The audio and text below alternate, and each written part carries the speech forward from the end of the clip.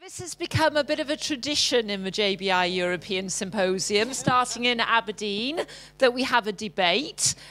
Please don't take it too seriously. It's meant to be a little bit of a jokey debate. So, you know, take into account the best presenters to see who is going to win.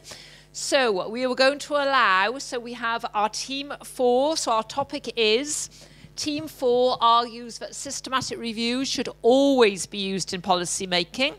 And on that team, we have the Venerable Bart Gurdon from Belgium.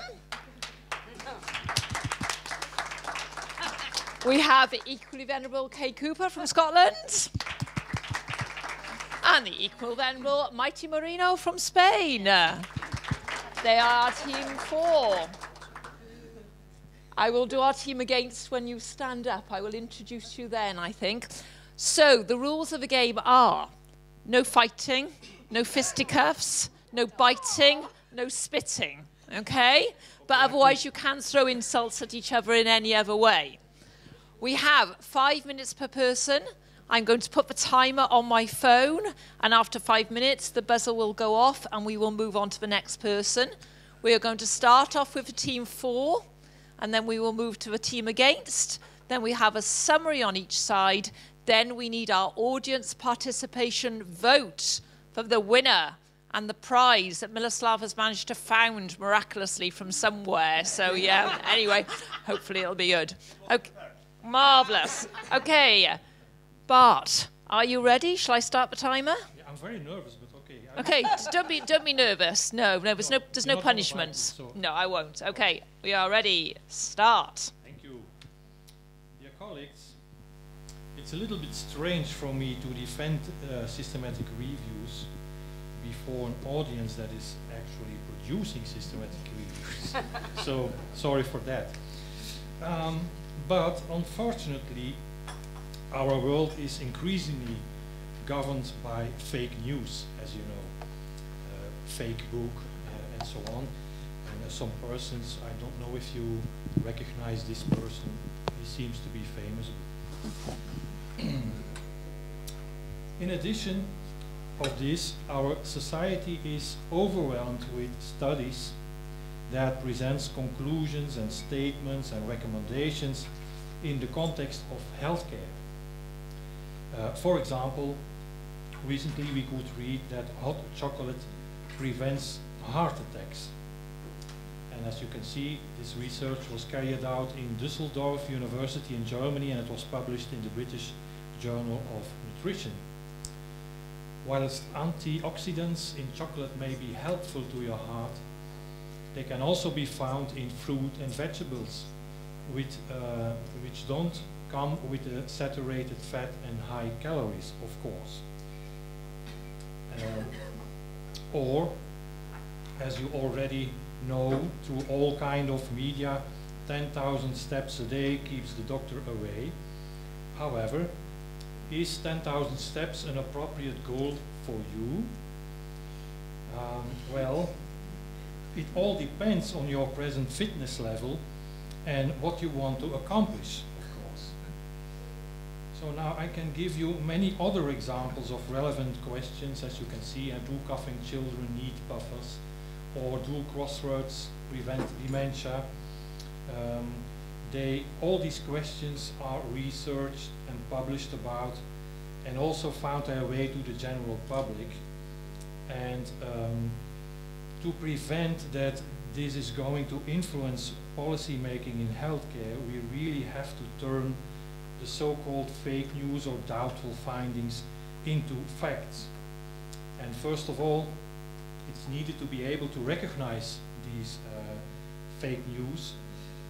Here you can see a few rules on how do you do this. You consider the source, you check the author, check the date, check for biases, read beyond supporting sources.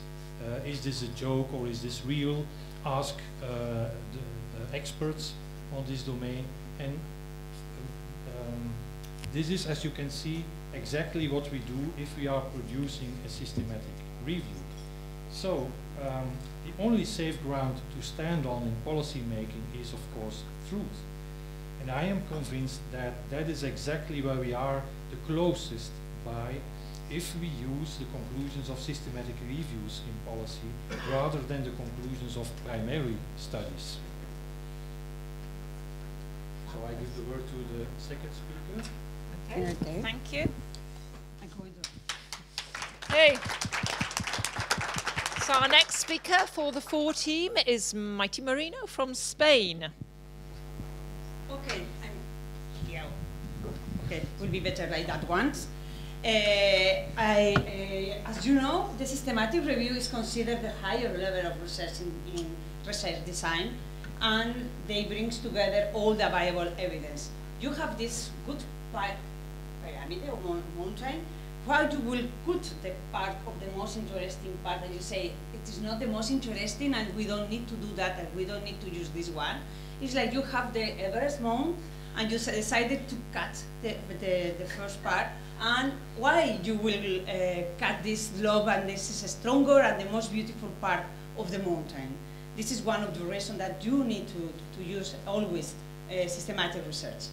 Also, you have okay, systematic review research more than one article. If you have an article like this one, is wonderful one, is published in PLOS, this is a very good impact factor, but it's just the risk assessment of African horse sickness in living horses exported from South Africa. That means it's just for few people. If you have a systematic review, you have produced evidence that that is more generalizable, and it's with a range of population and setting. That means when you have a lot of paper and you put in just a systematic review, you will affect more people. And I think policymakers don't like to have this special thing that is affecting just one. They need both, and they need all of people together.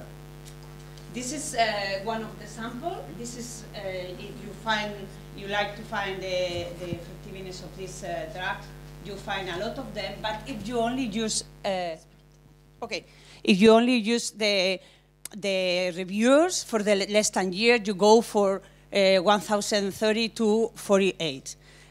Just to give you some idea, this is the Viagra. And why you will want someone to go for searching in this labyrinth to find the way out, when you have this kind of things that can be better. You just searching, assessing, and integrated, and you make people more easy way, and you make policymaker more easy way to take the way out. But this is one of the things that, as a Spanish people, I will love to tell you. Sorry, one is a good wine. This is the winery of the year for 2018. A good wine needs wines to be old and needs to be searching what is the best grapes to do that. And they need time to be in the cave, and they need time, and this will be the needed time and money. And because that, more people say systematic review is so expensive and it's time consuming and all of this. But would you drink a lower quality of wine just because you can obtain in less time and it's cheaper? You will invite someone to take this horrible wine. I don't know if you know this horrible wine from Spain, but it's less than €1, and we only use for cooking. We don't use for drink. But it's cheaper, and it's just in less than a year. Okay? And finally, systematic review is something magic. You put all the studies, you do write this one, and you take all the documents leaving to you in an orderly manner, and you can take decision. But with these other things, you cannot take decision because it's not very good one and it's not ordered. But if you don't do systematic review, how this person, that is a beautiful person, has spent all his life trying to do and convince us the systematic review is the good one, and his life is for nothing. I don't think you will tell this one. If Sackett was alive, they will say, no, I will take my life just for convincing you. The systematic review is one of them. And you don't have this beautiful logo. If you don't do this systematic review, Cochrane, your center, your new center will never have this beautiful logo about the meta-analysis. And I think this is all for my way.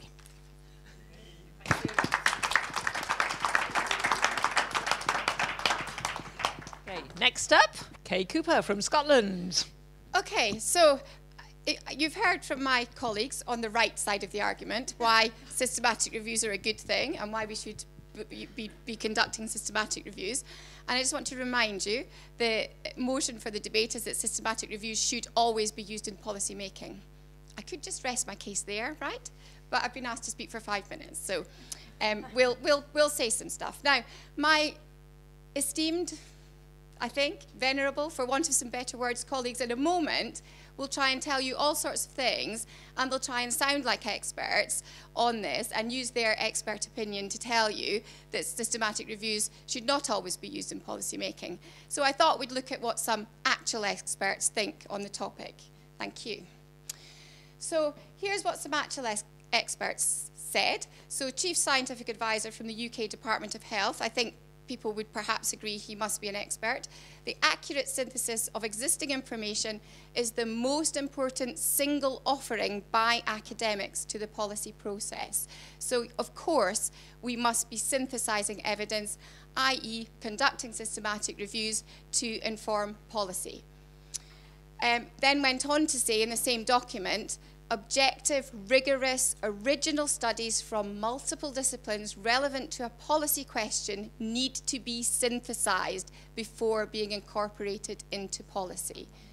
I look forward to you rebutting that statement, venerable colleagues.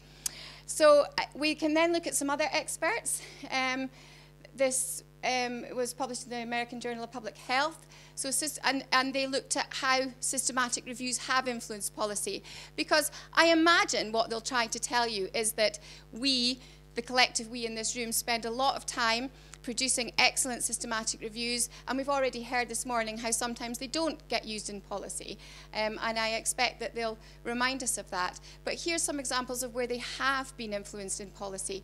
So clinical effectiveness of pharmaceutical interventions, of non-pharmaceutical interventions, care processes, service configurations, interventions to improve education, reduce poverty, address socioeconomic determinants of health, and also environmental influences on health. So not just on very, very specific, narrow, niche clinical topics, but systematic reviews have been and do continue to be used in policy.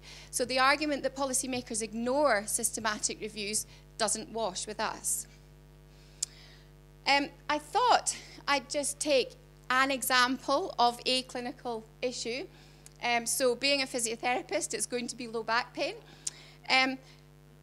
If you're somebody with what non-specific low back pain, which many of us have at some point in our lives, many of you will have now, would you like your country's policy or your health board's policy to be telling you to do things like go to bed? Would you like us to be prescribing you expensive but ineffective corsets and braces? Would you like to be routinely prescribed opioids? Or would you like to have some potentially unnecessary surgeries and interventions like facet joint injections and disc replacement surgery that we know doesn't have an evidence base for routine use in non-specific low back pain?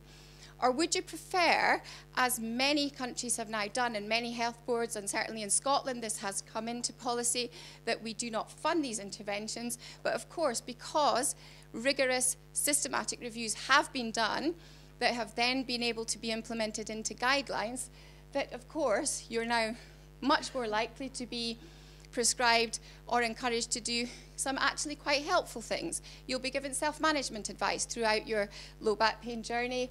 You'll perhaps have some manual therapy to go along with that and help you. Of course, you'll be encouraged to exercise, and we'll invest in things like return to work schemes, which are much more sensible than using some of the non-evidence-based alternatives. So I think that's a really good example where a condition that affects a huge amount of people and costs an enormous amount to societies worldwide has actually been influenced by systematic reviews. Now, you might wonder why I'm telling you about this. So there's some really nice examples of universities, and our university has a policy that at exam time, when students are particularly stressed, we bring in animals into the university. So we bring in dogs, we bring in cats. The students go and they have some animal-assisted therapy. And that's been shown to reduce stress and anxiety levels, etc. And of course, that must be based on systematic reviews. And you can see there are some nice systematic reviews have been published on the effectiveness of animal therapy. And it would in no way be a shameful attempt to win your votes by showing you some nice pictures. I rest my case. Yeah.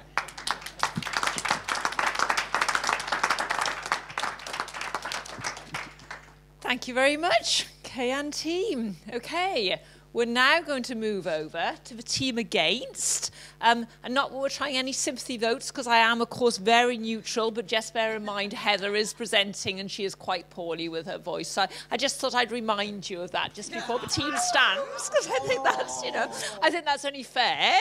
But, yeah, as Kay had pretty pictures. Yeah, yeah. Okay, are we in order? So we will be starting off with Joe Leonardo B. from Nottingham. Over to you, Joe. Hello, everyone. Dobry Dan.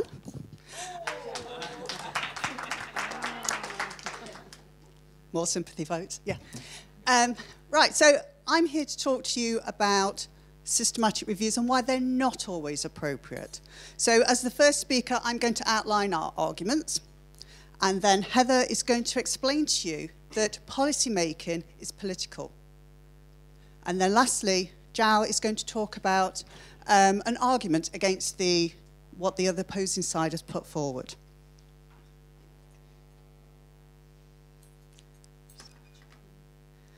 So as we've heard for the past 2 days, systematic reviews.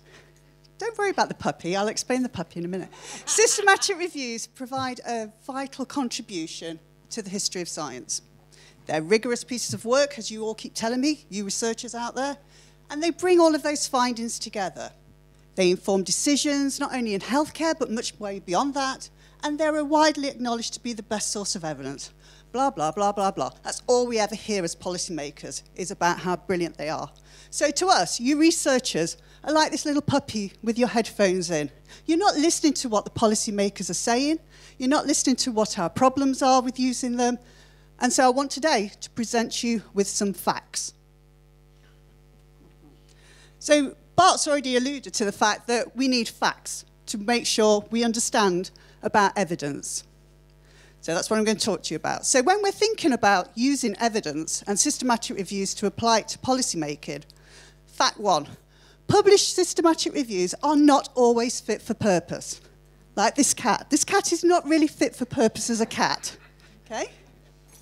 So what do I mean by that?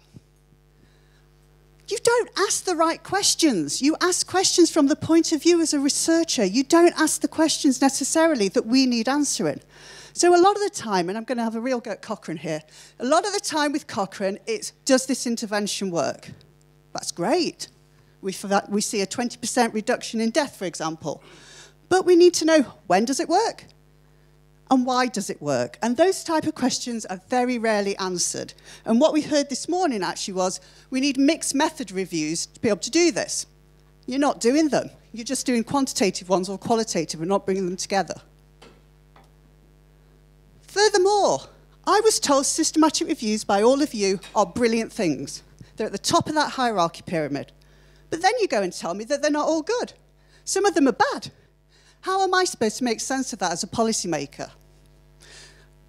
So do we just use systematic reviews that are good, but then if they are, why are some others bad? How do we make sense of that? Then you brought in this thing about certainty of findings, which is great. But we commonly see at the end of a systematic review, more research is needed.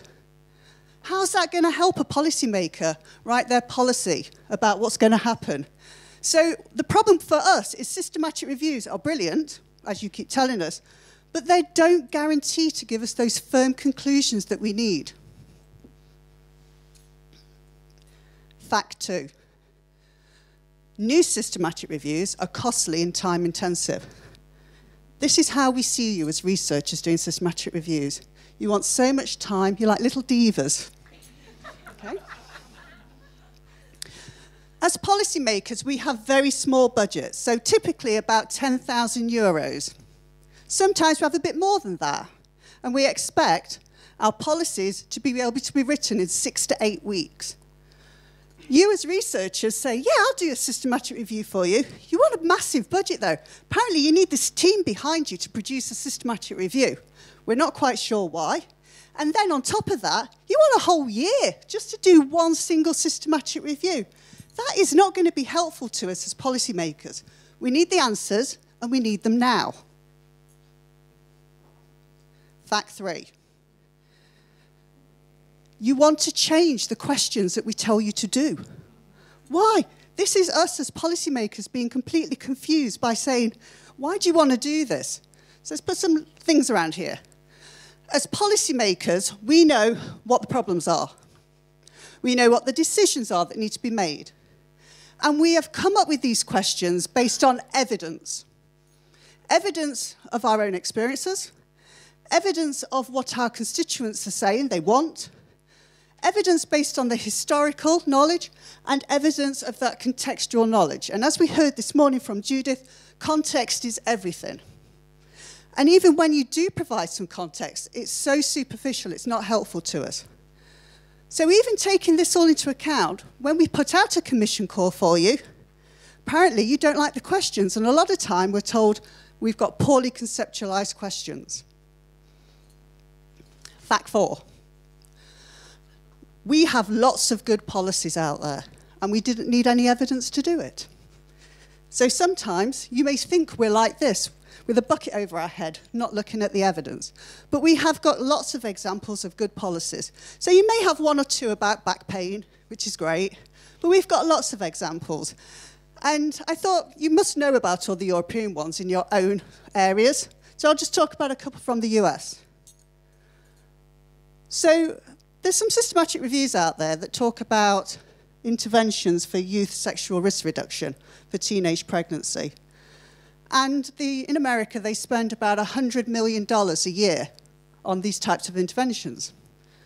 3/4 of that funding is for known interventions from your systematic reviews. But they will only go so far. We need to also fund, as policymakers, other innovative programs where there might not be studies out there, there might not be systematic reviews. So it's important to us. We're funding a lot of money to do that. Another one, breast screening. So in a lot of places, breast screening programs are from women that are over 50 years old. And they have mammograms or screening every 3 to 5 years. From our constituents in America, they want it at a much younger age. They think 50 is too late because lots of breast cancers occur at 50. So they want it brought down to 40, so we listen to them. Also, they want to be reassured more than once a year.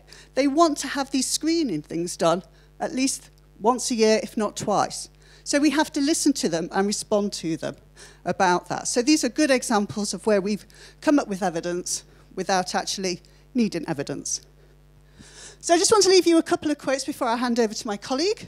So policymakers are less concerned about the methods, we really are, compared to what the question is and what the answer is. And we know what the answer is, so we just need your review to show that. If the evidence is good, says what we want, and if we interpret it well, then the results of our decisions that we make as policymakers, they align with what we want.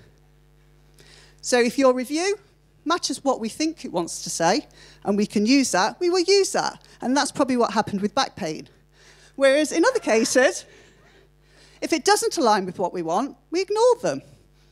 So I'd now like to pass you over to Heather.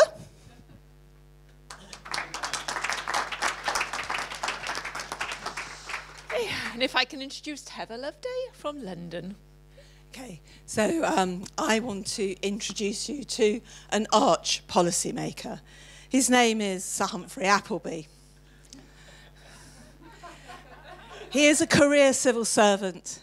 He ensures that ministers' policy direction does not disrupt the status quo.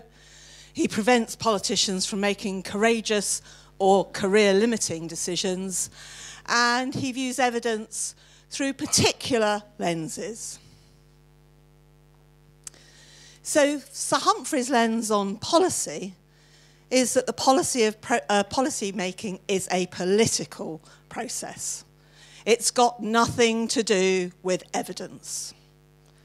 It's not a neutral or technical exercise that simply requires you lot to give greater scientific evidence, i.e. systematic reviews, to improve our decision making.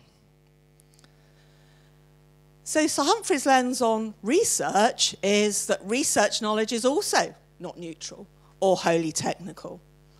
That in fact it also has inherent biases, as we know from the questions that you ask.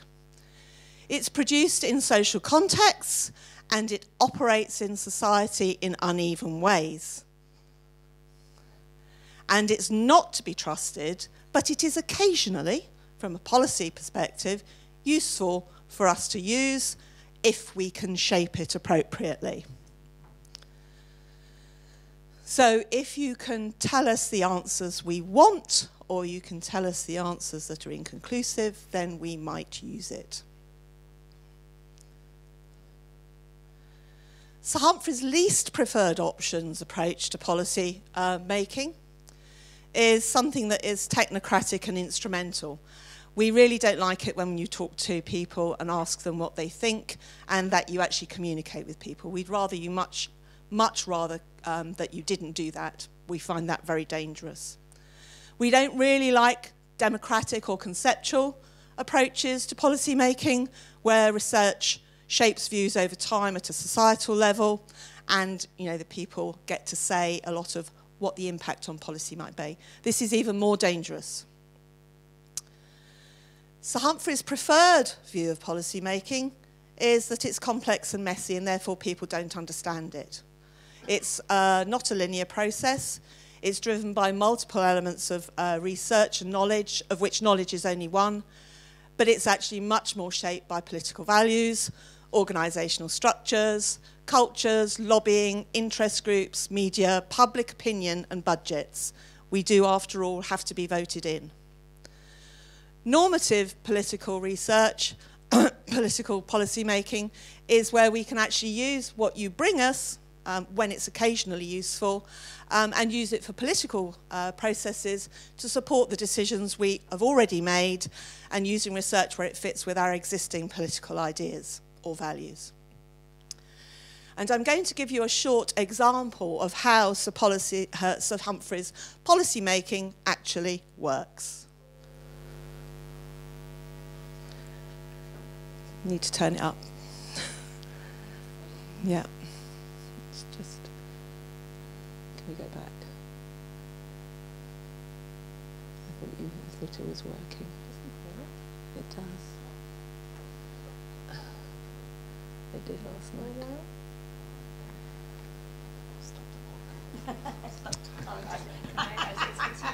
Silent policy making. It worked last night. Okay. It's the last one. We have stopped the clock for a minute just while we sort out the technical issues on request of the team. Okay.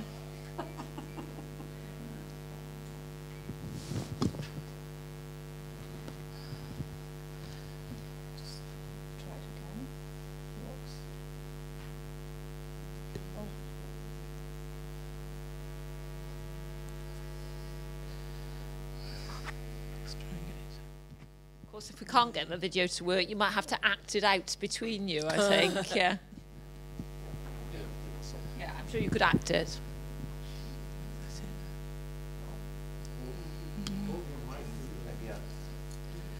Yeah. No, I don't think you can. Heather, just give us your best Sir Humphrey impression. Yeah. It worked this morning, we did it. It should click on.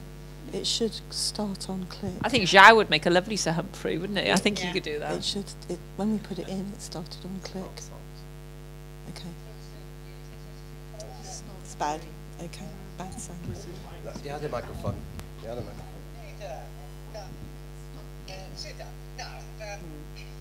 You wanted to talk to me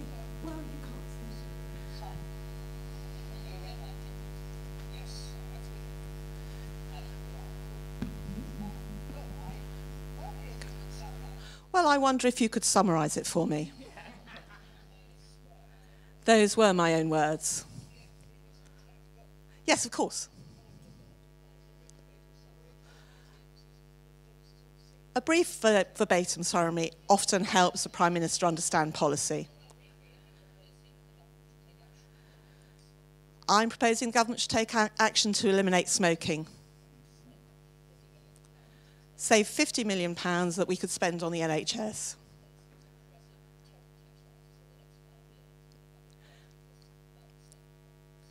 So cigarettes will end up costing the same as a bottle of whiskey, and we'll end up with a huge amount of tax savings. Reduce smoking by at least 80%.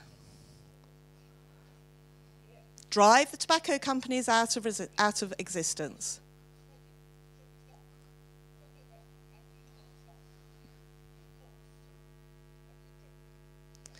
Smoking should be stopped at the appropriate time, at the appropriate juncture, in the fullness of time. We must be realists. We didn't die yesterday. 300 people did as a result of smoking. 3,000 deaths a year.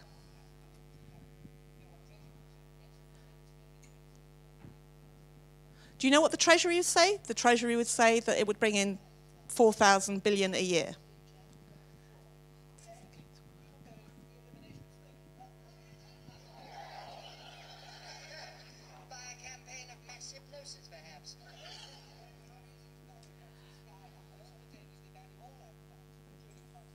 I think we're going to have to rest our case because I don't think you can hear it.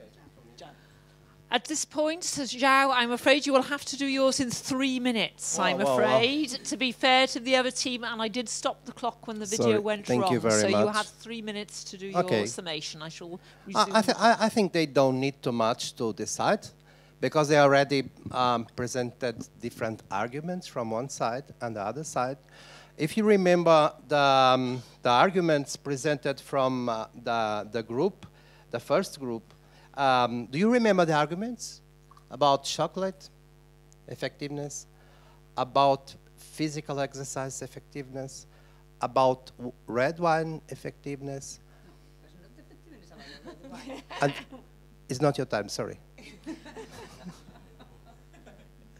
And so on and so on. So, my question is, the evidence they presented is good to inform policymakers or is good to support healthcare?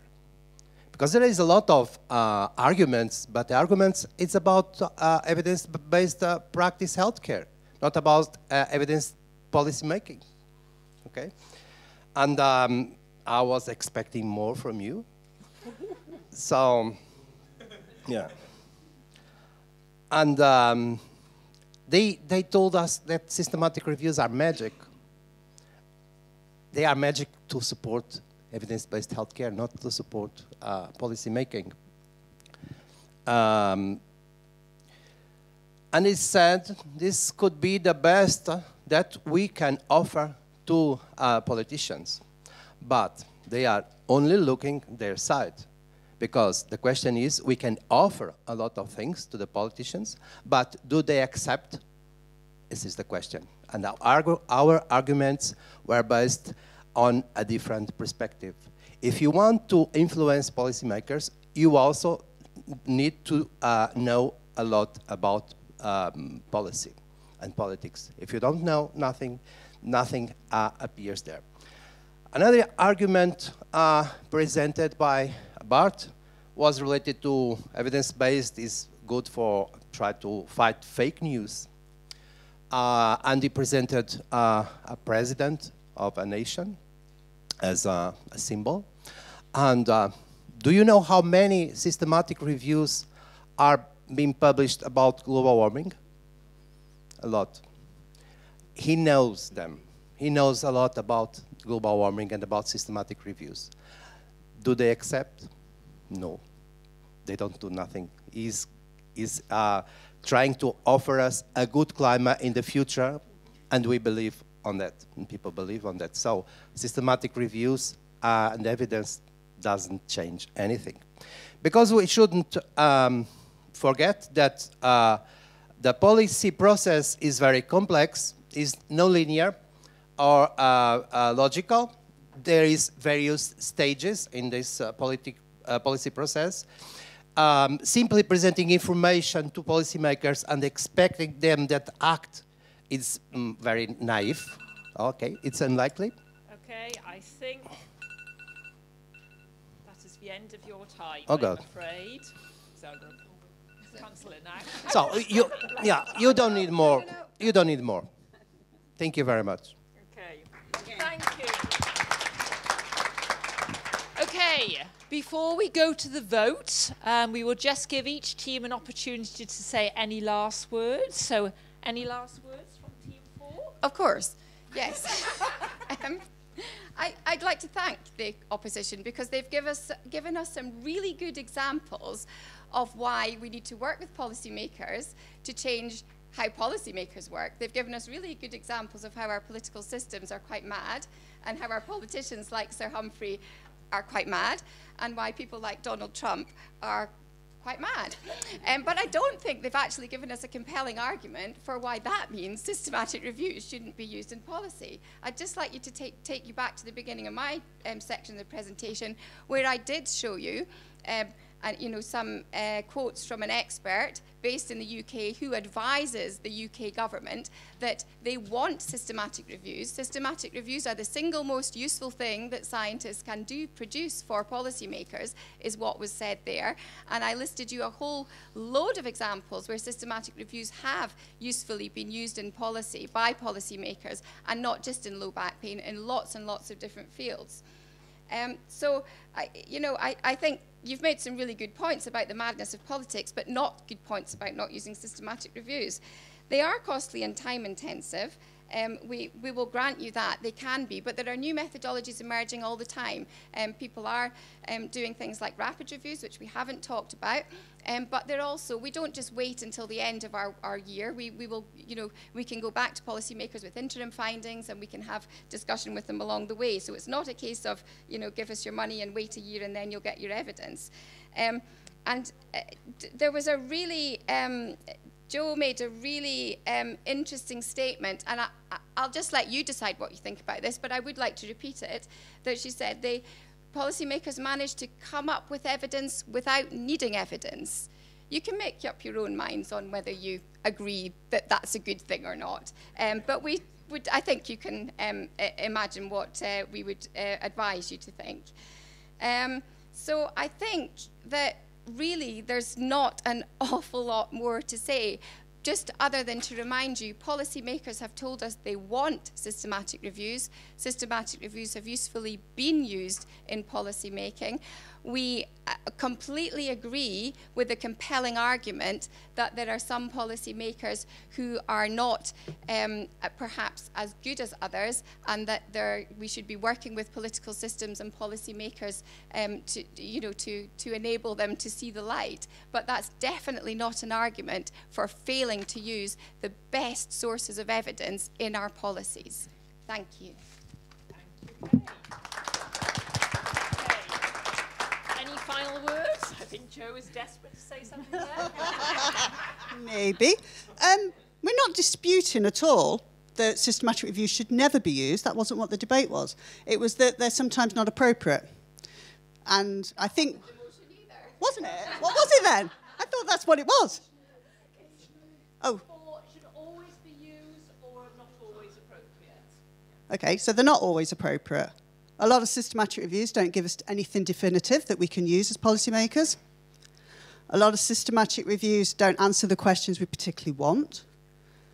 It's great if there is a systematic review there that completely aligns with what it is that we want to say. That doesn't always happen, Kay. And I think it's quite clear, actually, that... I think it's quite clear that policymaking is quite a political thing, and it's very complex. It's not an easy thing, And we can look at the evidence from systematic reviews, but it's not the only evidence that we should use. We should be using other things as well. From experts, we should be using other sources of evidence. So when I'm saying about evidence shouldn't be used, well, when I said that we can inform policies without using evidence, what I was talking about was we can inform policies without using systematic review evidence. A great point you made was about rapid reviews, which aren't systematic reviews, and therefore they may be appropriate for us to use. So maybe in the future we should be using more rapid reviews rather than systematic reviews. Yep. So I think it's quite clear that everybody should vote for our side because we had nicer pictures than what the other team did. And Heather's got no voice.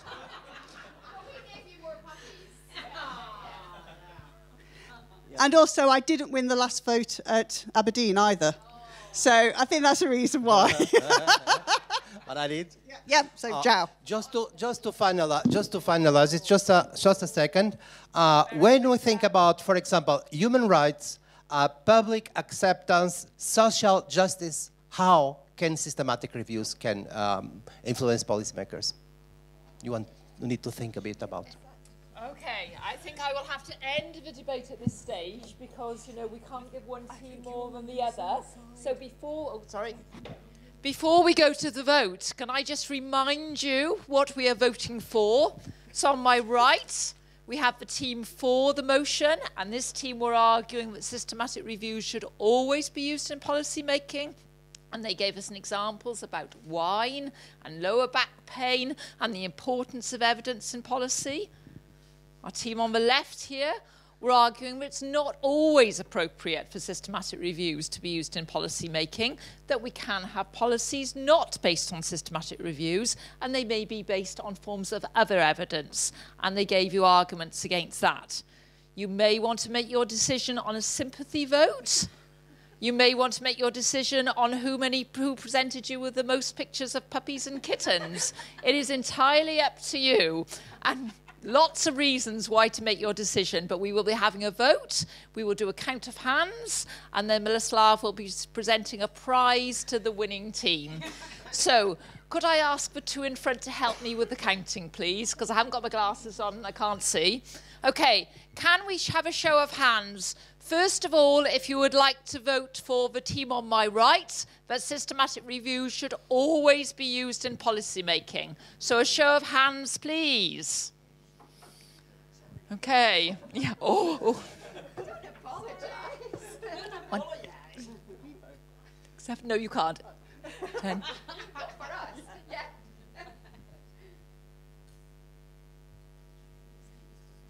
It's going to be close. It's going to be very close. Make sure you count correctly, you two. Make sure your hands are all the way up. Yeah, all the way up, yeah. If you're unsure, put them down. You are cheating. Okay. Okay, do we have a number? 24? 24 for the team on my right. Okay, put your hands down now. We are now voting for the team on my left, which are the team that are saying policymakers are not always appropriate. Katrin, I don't think 2 hands counts. I think it's going to be very close.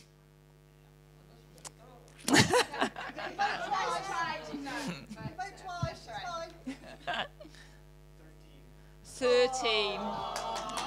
I'm very sorry, but